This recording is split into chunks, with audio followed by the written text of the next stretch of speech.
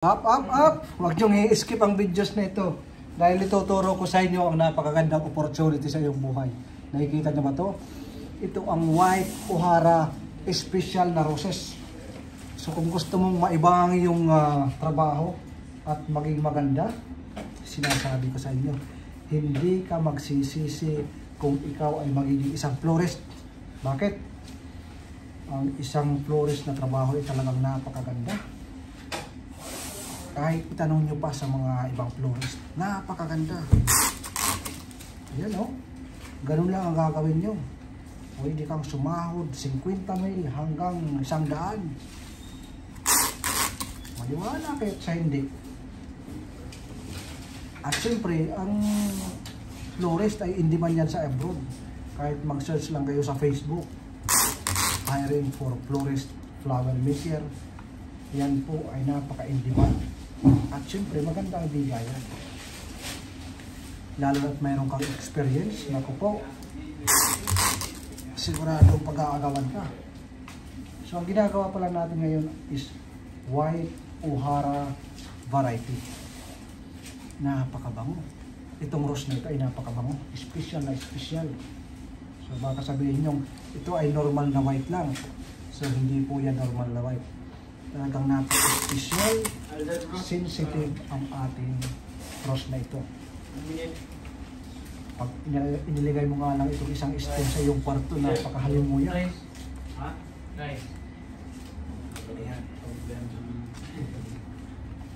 Ang size ng ating ano nito is nasa 50 cm lang. Mayroon na itong damuhalang buke.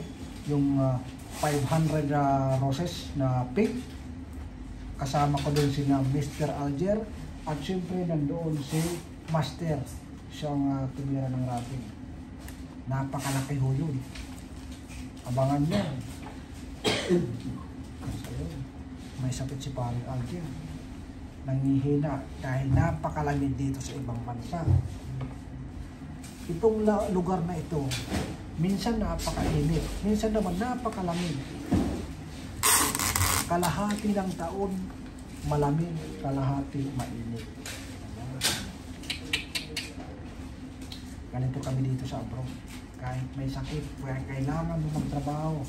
Hindi ka pwede sabihin mo, hindi mo gusto, hindi ka matrabaho. Hindi pwede yan. Hanggat hindi papugot ang iyong ulo, kailangan mong trabaho. Hanggat kumakain ka po, kailangan mo magtrabaho. Di ba bro?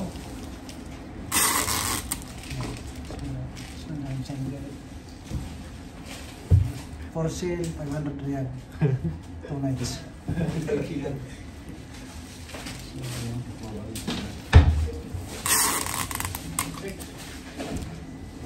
What? Huh? Really? Oh, nice this one. Who need to check? Who need to check? Who need to check? So, yan. Wow! Panginoon. Napakaganda. Siyempre, kailangan itong putulan ng straight from the heart. May pagkakawin dito, yung potato. Potato na 50. Kasi yung potato namin ubos na. Kung gusto nyo makita yung potato variety, ayun. Yan lahat ng sinasabi ko doon na pinopost ko ng mga variety. Yan po talaga yung pangalan ng mga variety, yung mga nasa packaging. Yung pangalan galing doon sa Holland, Ecuador, or saan man na supplier, yan po yung variety ng mga supplier. Lahat po yan, pareho po yan. Meron na nagkakapareho, katulad ng Full Monty at saka yung Pink Floyd. Pagka pareho ang kulay pero magkaibang variety, meron lang silang different thickness of petals at saka yung kanilang stem. So, ayun. Para makita nyo lahat ng ating mga rosas, lahat ng rosas ng variety, halos nahawakan ko na. Yung rosas mo na lang ang hindi ko pa nakahawakan. Pero wag na, punta tayo natin doon. mahirap yun. Nangangagat. So ito, napakabango. So ayan lang. Magandang araw sa inyo at syempre, huwag niyong kalimutan mag-subscribe and hit the notification bell. Pindutin mo yung all para updated ka sa ating mga video. Akala mo nalalaglag pero yun lang talaga yun. Kanina? Para sa inyo, papaputukan ko muna kayo. Ayan. Diba?